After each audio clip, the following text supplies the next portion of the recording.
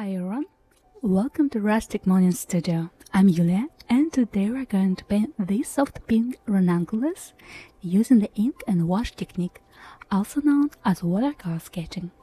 Let's get our materials ready.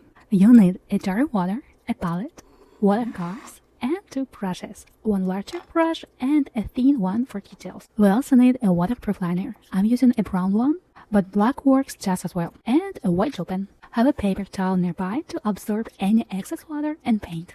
And of course, watercolor paper. I'm using thick cellulose paper with a nice texture.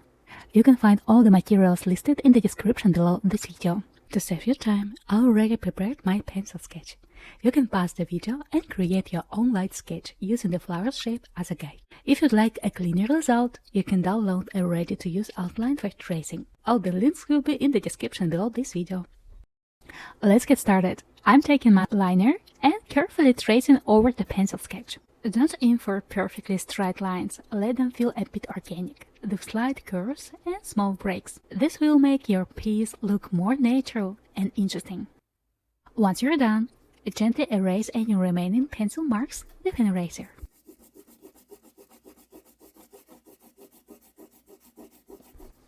Now let's move on to the most vibrant and exciting part. Working with watercolors. I'm taking my brush and starting to activate the paints in my palette. To do this, I add a small drop of water to each color I'll be using, so the paint picks up more easily on the brush and flows better.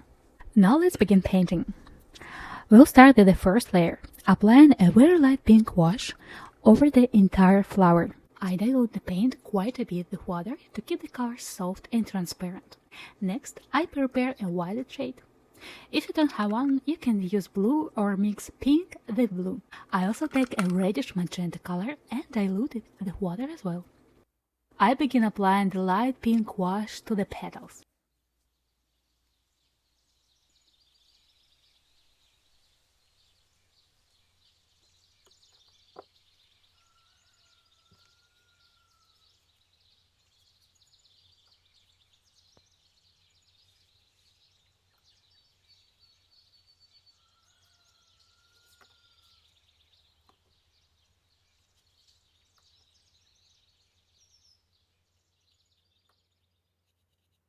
Then I add a more saturated pink. You can pick it up straight from the pen. I try to keep the inner petals in the center of the flower lighter and add a small touch of deeper pink right in the center. Gradually, I build up the color, making the flower look more natural and interesting, just like in nature.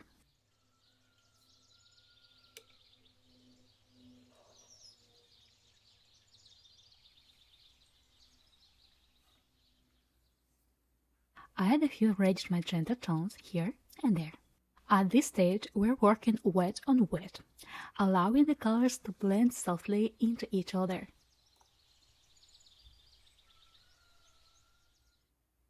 Now I move on to the bud and paint in the same way. You can make it slightly more reddish or keep it more pink.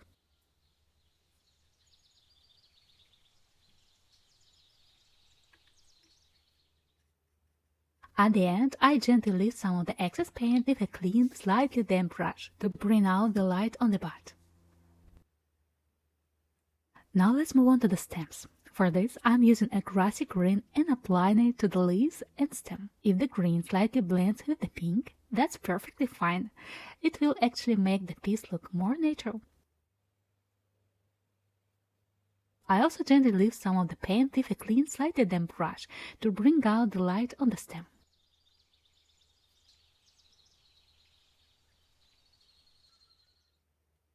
While the main flower is still wet, you can add a touch of green to the center.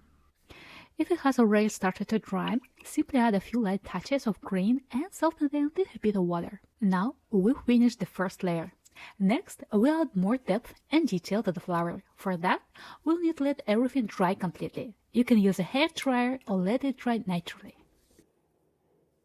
Now that the flower is dry, we can continue. I start gently adding shadows at the base of the petals. Imagine how the flower opens from above. That's the direction we follow when placing our shadows. Notice that the shadows sit inside the flower, right at the base of each petal, while the upper parts remain lighter. I'm working on dry paper. I apply a soft stroke of pink, then use clean water to gently soften the edge, creating a smooth transition from dark to light.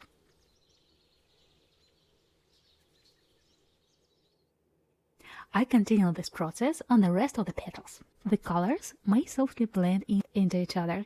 That's completely nature and adds to the beauty of the piece. If you get any excess paint, you can gently lift it with a clean, slightly damp brush and blot it with a paper towel.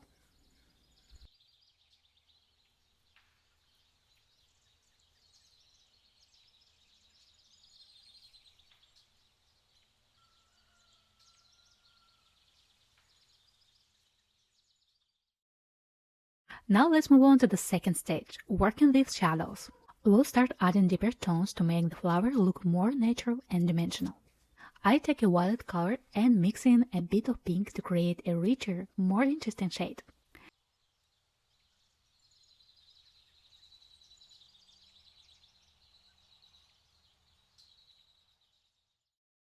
Using this color, I add a few soft touches, wet on wet, into the pink areas. Then gently soften them with a clean, slightly damp brush.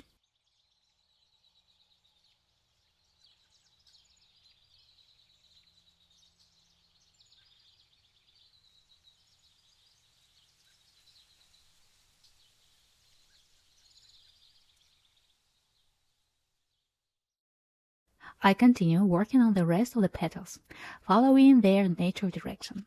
In the center of the flower, the color can be more saturated, while on the other petals, it should stay lighter. We'll deepen the color even more in the next layer.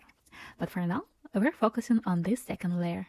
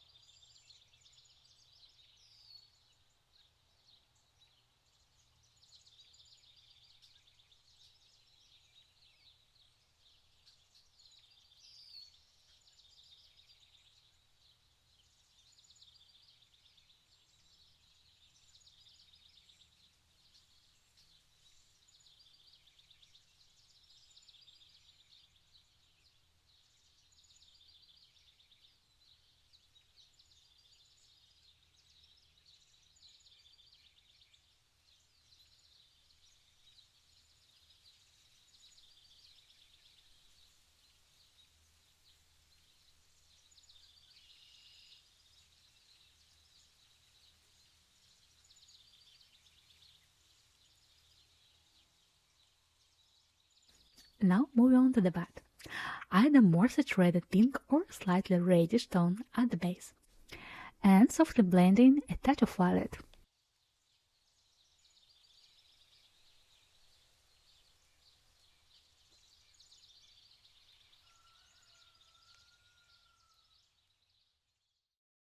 I paint the main stem with green, slightly deepening the color near the base of the bud if needed.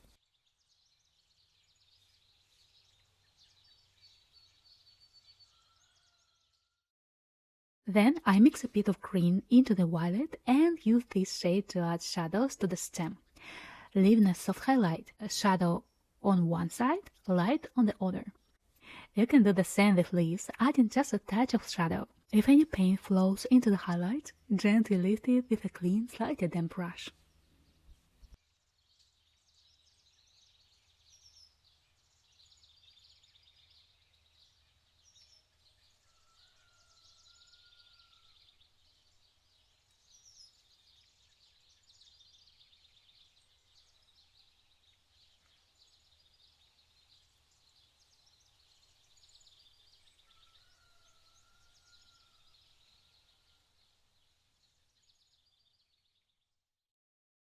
Now let's have a little fun with the paint.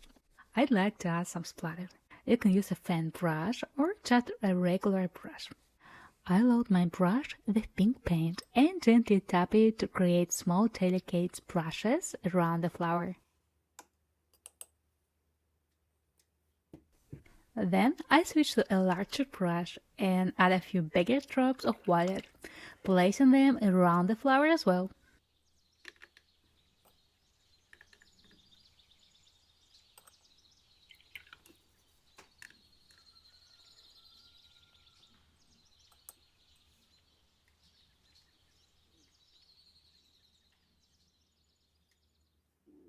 After that, let everything dry completely.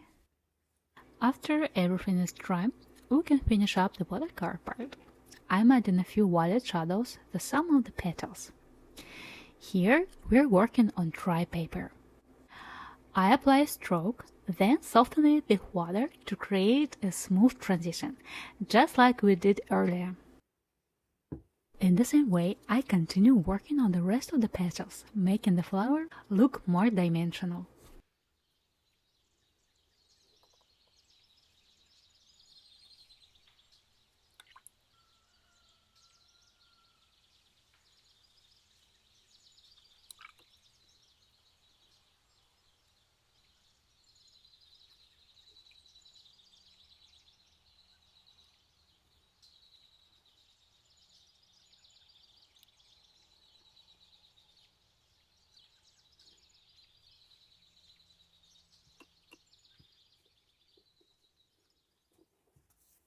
And now let's move on to the final stage, adding details with the liner and the white gel pen.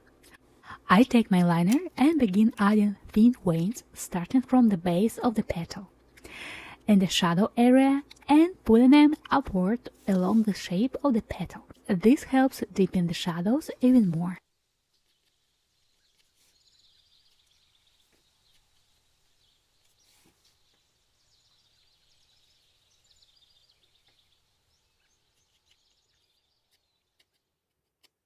You can also add a few small dots as accents. Try to keep the lines light and lovely, thinner in some places, slightly bolder in others, especially where the petals overlap. This will help emphasize depth and shadow.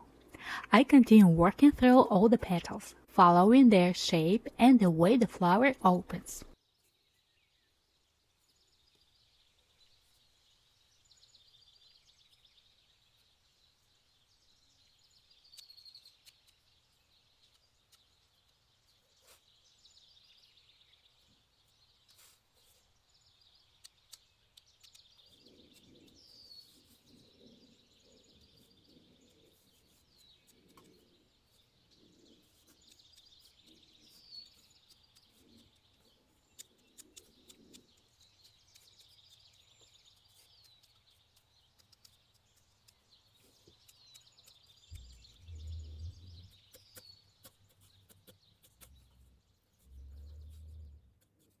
Then I move on to the bud, adding the same delicate details to the shadow areas. And finally, I lightly refine the stem and the leaves as well. Now let's take a white gel pen. If you don't have one, you can use white gouache or white marker instead. We'll start adding highlights. I place white on the tips of the petals and also add a few fine light veins. This gives the painting a soft glow. I focus most of the highlights on the upper parts of the petals.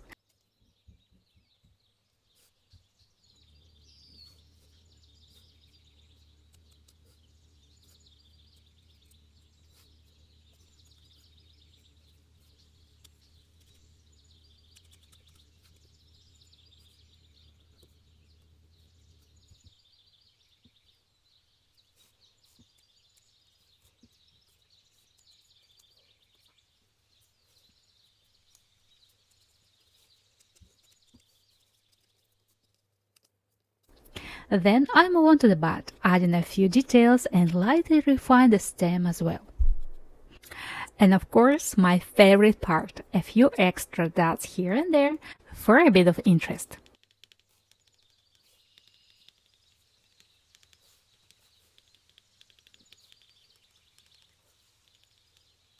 Finally, I add my signature. That's it. Our tutorial is complete. I hope you found this video helpful and enjoyable. Feel free to share your results in the comments and don't forget to subscribe. Thank you so much for watching and I'll see you in the next video. Bye!